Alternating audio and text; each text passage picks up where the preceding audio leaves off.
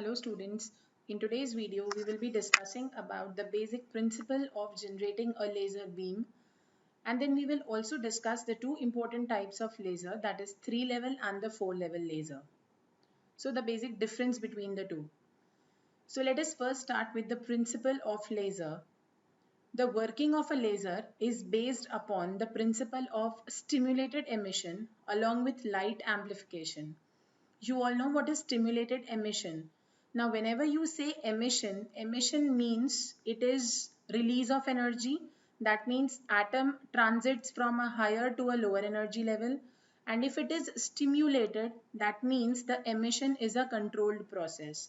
It takes place with the help of additional energy. Light amplification. As we had discussed in the previous video, the amplification of light is achieved with the help of optical resonator. We'll be discussing further. Now, for stimulated emission to take place, what actually happens? Because it is an emission process, and during the Einstein's theory we had discussed that spontaneous emission is more as compared to stimulated emission, and spontaneous emission will never give us laser. So if we want more stimulated emission to take place, we should have population of higher energy atoms to be more than the population of lower energy atoms. And this term is what we call population inversion. Now, to achieve population inversion, pumping is needed. What do you mean by pumping? Pumping means providing energy so that the atoms from lower energy move to a higher energy state. And only then we can have more atoms in higher energy state. And that is the reason more atoms absorbing energy will come to lower energy state, and thus we will get coherent photons. So to achieve population inversion, we need a pumping source.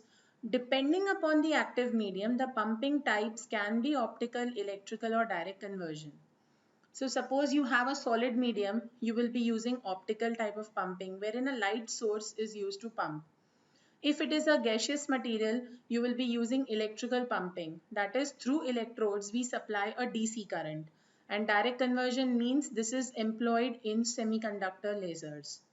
Now, the light amplification is achieved by photon multiplication, and this is with the help of optical resonator. What is an optical resonator? It is a pair of mirrors. One mirror is a partial reflecting mirror and the other one is a perfect reflector. So when the generated photons, they bounce between these perfect and partial reflectors, they actually give rise to a chain reaction.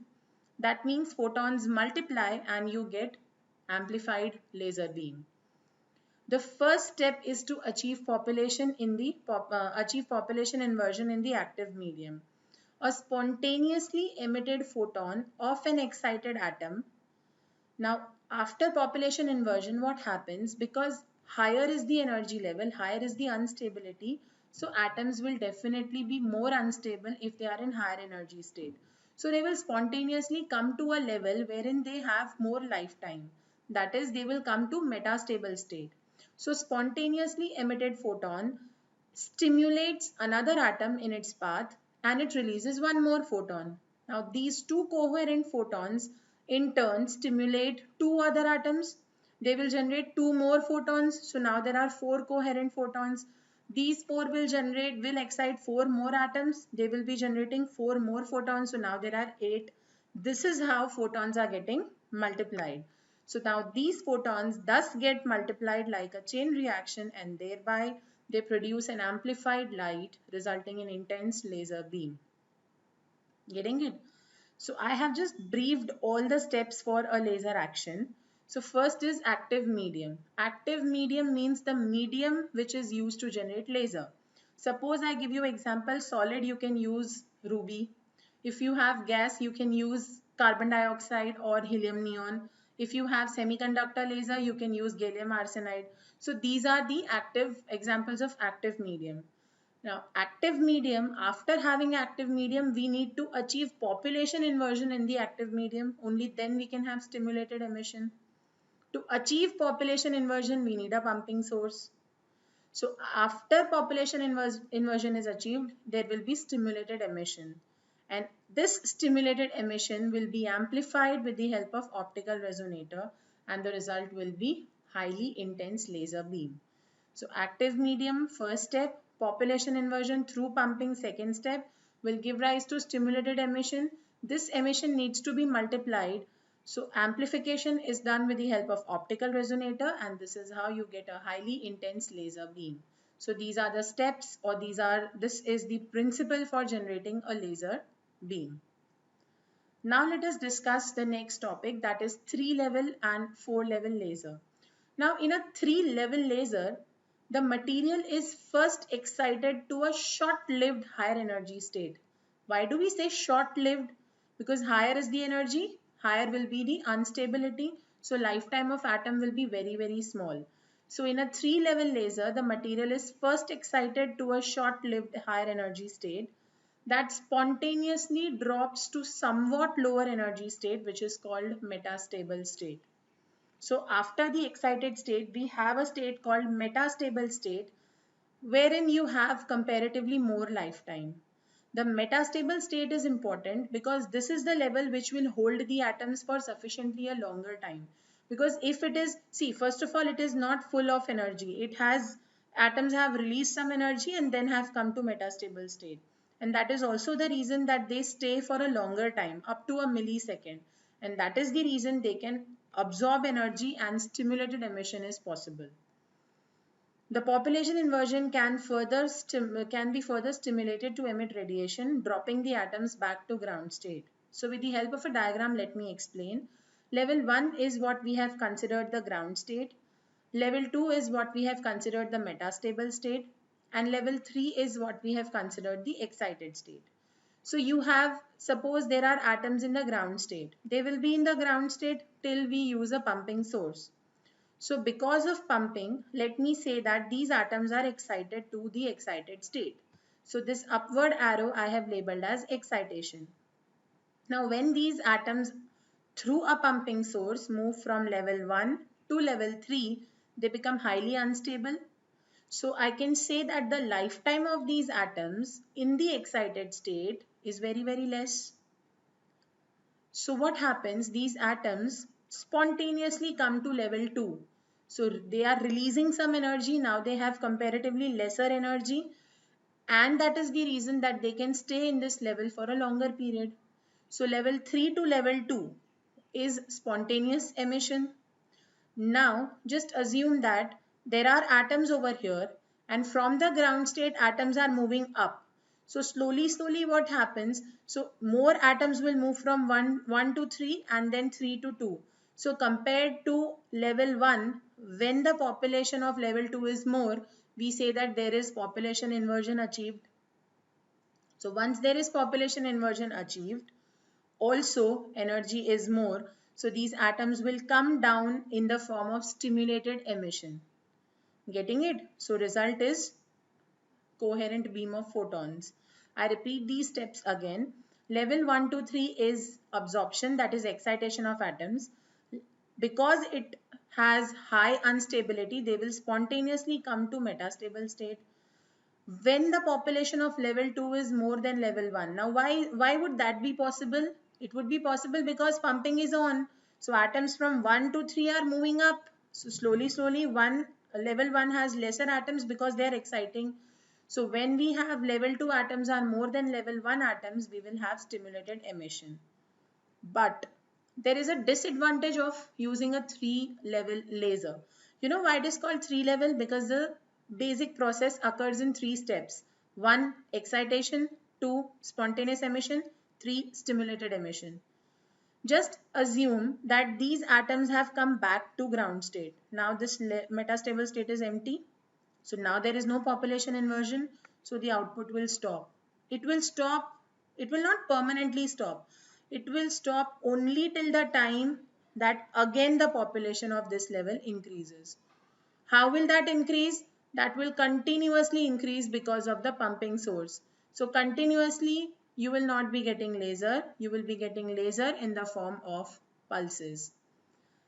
The atoms of the active medium get excited to excited state with the help of pumping source. These atoms spontaneously emit to come to a metastable state.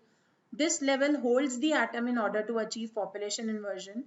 The atoms reach the ground state from the metastable state after stimulated emission of photons. All the atoms collect in ground state after stimulated emission. The ground state now needs to be depopulated so that again population inversion is achieved.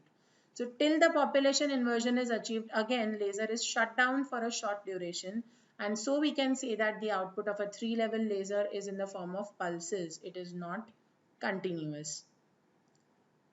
Now let us discuss what a 4-level laser is. So unlike the 3-level laser, 4-level laser has an additional level which is known as a lower laser level. It depends on the type of active medium which is used. So in this case, what happens? Level 1 is the ground state. Level 2 we will call the lower laser level. That is a level which is between metastable and ground state. Level 3 is the metastable state and level 4 is the excited state. First, let me tell you the 4 steps. 1 to 4, step number 1. 4 to 3, that is spontaneous emission, step number 2. 3 to 2 is where stimulated emission takes place. But because this lower laser level is above the ground level, the atoms are definitely going to come down. They will de-excite and come down. So now let me discuss. This is the state wherein there are atoms. This is what we call the ground state. They are excited to higher energy level with the help of pumping. Because of excited state, instability is more. So atoms will spontaneously come to a metastable state. Because they are coming to metastable state, just assume this condition. There are atoms in metastable state, but the lower laser level is empty. Why? It will permanently be depopulated compared to level 3. Because when the process was initiated, it is having nothing. So if there are some atoms in metastable and there are no atoms in level 2, so automatically we say there is population inversion. So these atoms will come down and they will emit coherent photons. But this is a level which is not ground, which is not 0% energy. Atoms still have some energy left. So what happens is these atoms will come back to the ground state and level 2 will be empty again. Continuously atoms are, because of pumping, atoms are getting excited.